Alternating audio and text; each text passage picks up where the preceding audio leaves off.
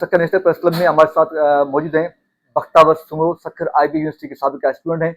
2021 में दो तालिबात की एक वीडियो वायरल हुई थी जिनमें उन्होंने सक्खर IB यूनिवर्सिटी के इंतजामिया पर करप्शन के साथ साथ जिनसी हरासमेंट के संगीन इल्जाम लगाए थे।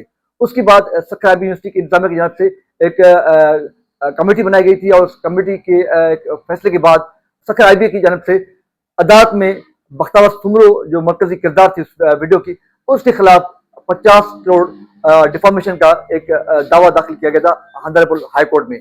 आज ऑनरेबल हाई कोर्ट ने एक फैसला जारी किया है। हम बख्तावर सुमरो जानना चाहेंगे कि अदालत ने आपके इस केस के मुतालिक क्या फैसला जारी किया है और आइंदा वो अपने इस केस के मुतालिक कितनी हद तक आगे जाएंगी।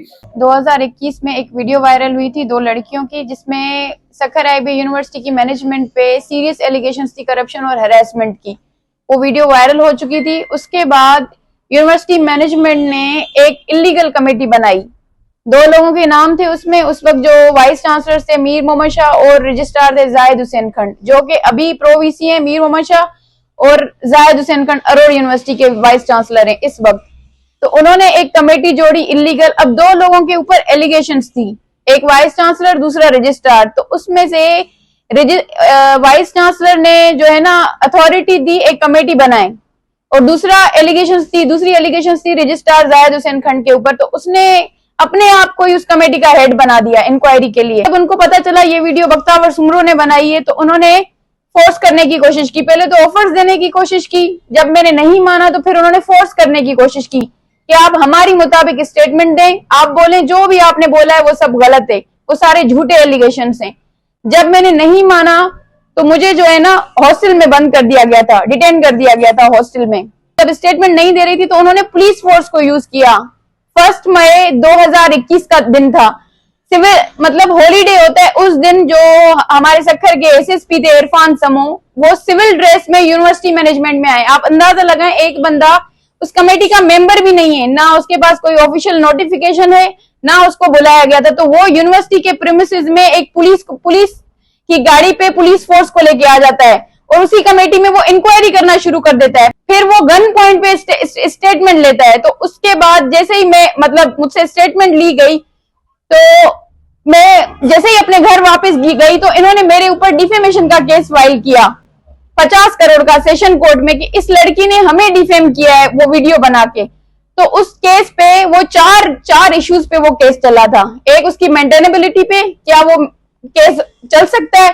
दूसरा के इस लड़की ने जो भी किया है क्या उसने यूनिवर्सिटी को की रेपुटेशन को डैमेज करने के लिए किया है। इस लड़की ने जो भी किया है यूनिवर्सिटी की भलाई के लिए किया है। चौथा सवाल ये है कि फैसला क्या, चौथा इशू था कि फैसला क्या होना चाहिए। जब वो केस चला तो जज साहब ने सारी चीजों की एनालिसिस की उस जजमेंट में। उन्होंने बोला कि पहले तो ये जो कमेटी जोड़ी गई है ये तो लीगल लग ही नहीं रही, क्योंकि सिर्फ अथॉरिटी CM सिंध को है कोई भी कमेटी जोड़ने के लिए। यूनिवर्सिटी के एक्ट में लिखा हुआ है कि कमेटी सिर्फ CM सिंध जोड़ सकता है, आप नहीं जोड़ सकते। कि वो भी अपने ही कॉज के लिए आप जज बन के फैसला कर रहे हैं। SP को आपने क्यों बुलाया, उसको किसने परमिशन दी उस इंक्वायरी में। जिस तरीके से सर्कमस्टेंसेस क्रिएट किए गए थे वहां पे, तो हमें नहीं लगता कि जो उसने स्टेटमेंट दिए वो सही है। जज साहब ने ये फैसला दिया, सारे जो एविडेंस मौजूद थे उसकी बुनियाद पे उन्होंने कहा। फिर जो ये बयान दे रही लड़की वो तो जगह ही कोई और है। इसका मतलब हम यकीन नहीं कर सकते कि उसने अपनी विल से स्टेटमेंट दी है। इसका मतलब ये है कि इससे जबरदस्ती ली गई है और पुलिस के मौजूदगी में कोई बयान देना हम उसको लॉ के मुताबिक सही समझते ही नहीं है। साहब ने जजमेंट में क्लियर लिखा कि इसने बख्तावर सुमरो ने कोई डिफेमेशन नहीं की है, ना यूनिवर्सिटी की ना यूनिवर्सिटी मैनेजमेंट की। इसने जो किया है इनफैक्ट यूनिवर्सिटी की भलाई के लिए किया है। उन्होंने उस फैसला दे दिया और इनके केस को डिसमिस कर दिया। फिर यूनिवर्सिटी मैनेजमेंट ने क्या किया, उसको चैलेंज किया honourable high court Sukkur bench में कि हमारे साथ गलत हुआ है, जज साहब ने गलत फैसला दिया है। और ये जो फैसला दिया गया था ये दिया गया था 3rd एडिशनल जहांगीर भयो सेशन कोर्ट सक्खर में दिया गया था। तो उन्होंने बोला कि जज साहब ने जो फैसला दिया है वो सही नहीं है, लिहाजा हम अपील में गए। जब उन्होंने अपील में गए तो उस अपील को भी पहले ये लोग नहीं चला रहे थे। फिर जो जस्टिस थे, जस्टिस खालिद हुसैन शाहानी, उन्होंने स्ट्रिक्ट रिमार्क्स दिए कि आपको एनी हाउ ये केस चलाना है, आपने केस फाइल किया है तो उसको चलाओ।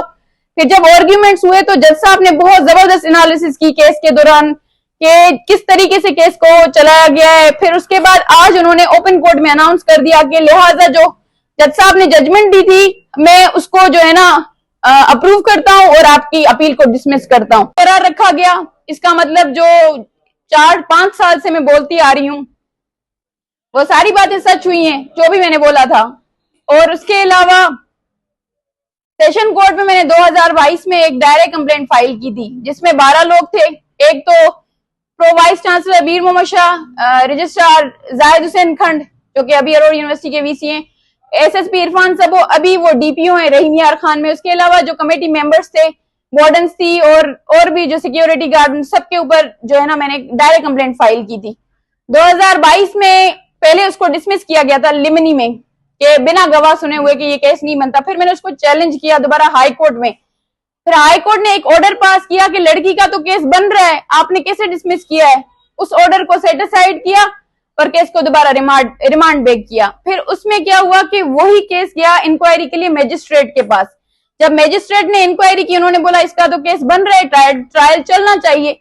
उसके बाद सबके ऊपर वारंट्स इश्यू हुए और 10 फरवरी 2026 में इन सबके ऊपर जो है ना फर्दे जुर्म आयद हो गया, चार्ज फ्रेम हो चुकी है। तो 21 फरवरी 2026 को इन सबको दोबारा कोर्ट में बुलाया गया है फैसले के लिए।